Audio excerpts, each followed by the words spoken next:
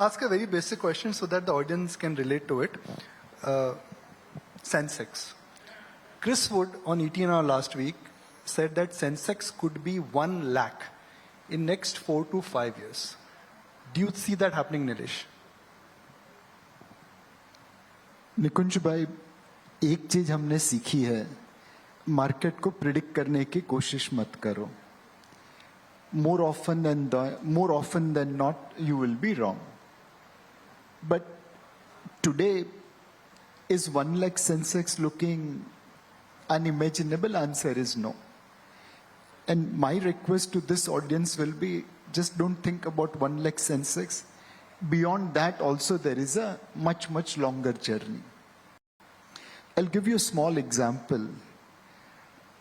We have heard about companies and their founders and promoters. Let me talk about a cooperative society, Amul.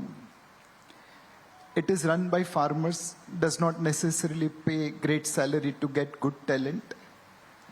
In FY22, their turnover was 61,000 crore. This year it is 72,000 crore. It is India's largest FMCG company. In their annual report, they have stated that in 2047, we will become world's largest FMCG company with 18 lakh crore turnover. कोई भी सोचेगा लंबी फेंक रहा है. But this is Amul, which has created miracle. In 1970, India was importing milk. Our entire country's milk production was 16% of Europe's milk production. Amul's turnover is to the world's largest FMCG company today. Fast forward to 23, India is the world's largest milk producer, and we produce 1.5 times Europe's milk production. Amul ne milk mein ye kar diya, to FMCG mein bhi kar dega. Sorry to interrupt, but one data I came to know, I was very shocked to hear that in Dubai somebody told me that in Africa they have no milk. They import, despite having so much cattle, they have no milk. They import as milk powder. Absolutely. And that is because of those reasons Amul was formed, to keep out those elements and make a domestic milk industry. And that is the proof of the pudding, literally. You know, I proudly narrate this example to everyone that when I started my television career in 2000, the profit of Infosys, quarterly profit was 55 crores.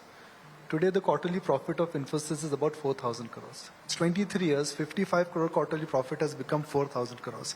In last 20 years, what have we seen?